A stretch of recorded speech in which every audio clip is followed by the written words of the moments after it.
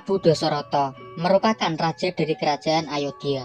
Namun, bukanlah kesatria yang berasal dari kerajaan Ayodhya itu sendiri. Karena mulanya Prabu Dasarata adalah seorang pertapa, murid dari Resi Yogiswara di pertapan Yogisrama.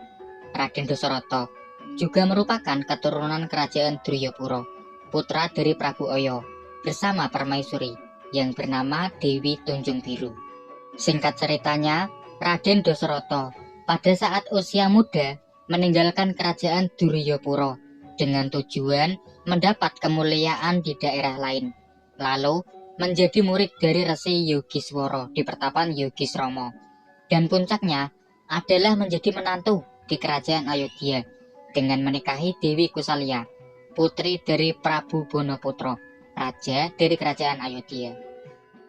Diceritakan Prabu Bonaputro gugur oleh Prabu Rahwana atau Prabu Dasamuka, raja dari kerajaan Ngalengkodirojo, dalam kudetanya saat hendak melamar putri dari Prabu Bonaputro, yaitu Dewi Kusalya.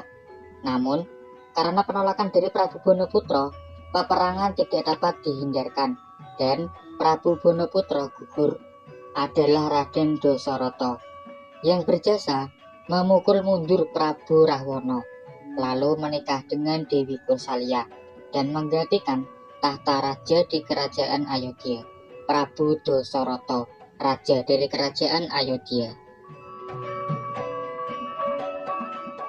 Memang tidak begitu banyak kisah yang menceritakan Prabu Dasarata. Namun, Prabu Dasarata dikenal sebagai raja yang sangat lihai dalam olah tata negara. Juga merupakan raja yang sangat memperhatikan kesejahteraan rakyatnya. Hasilnya adalah kerajaan Ayodhyapura mencapai salah satu puncak kejayaannya saat dipimpin oleh Prabu Dasarata.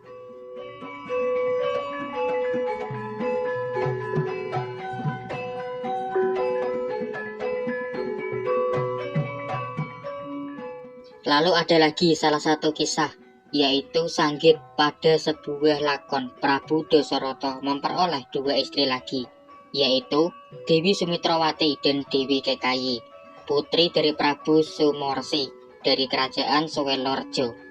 Lagi-lagi, Prabu Dasarata bersaing dengan Prabu Dasamuka dalam sebuah sayembara, dan Prabu Dasarata memenangkan sayembara adu tanding. Karena kemenangan dalam sayembara, Prabu Dasarata berhak memboyong Dewi Sumitrawati bersama Dewi Kekayi. Akan tetapi, untuk Dewi Kekayi disertai dengan persyaratan tambahan, yaitu keturunannya harus menjadi pewaris tahta di kerajaan Ayodhya. Persyaratan yang disetujui oleh Prabu Dasarata guna dapat memboyong dua putri menjadi permaisurinya.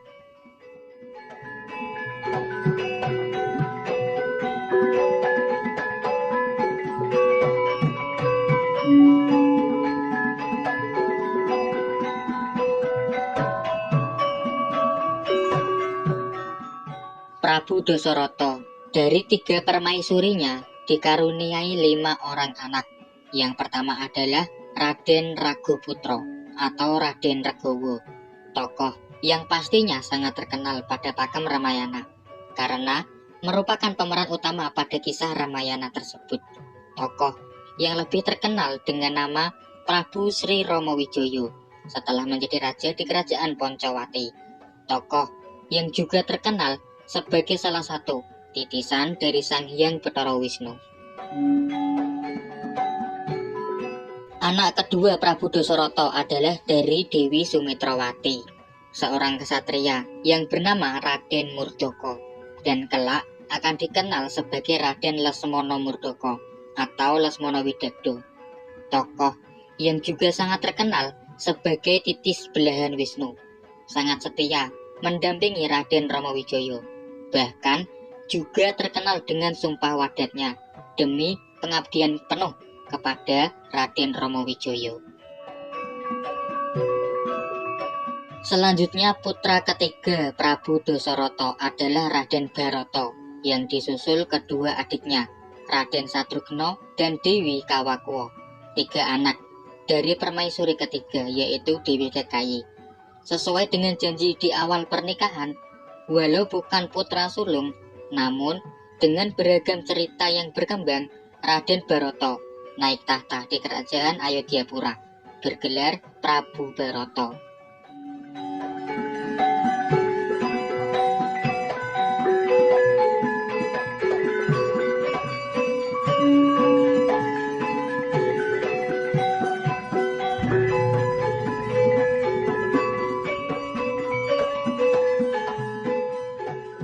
Prabu Dasarata setelah lengser ke Prabuan menjalani laku hidup sebagai Brahmana, Begawan Dasarata.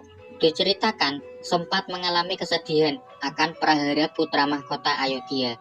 Namun, setelah bisa mengikhlaskannya dan semua keturunannya mendapatkan kemuliaannya masing-masing, Begawan Dasarata mencapai kasuwargan jati atau moksa setelah laku tapa bratanya. Demikian kisah singkat salah satu tokoh dari Pakam Ramayana, Prabu Dasarata. Semoga menambah wawasan.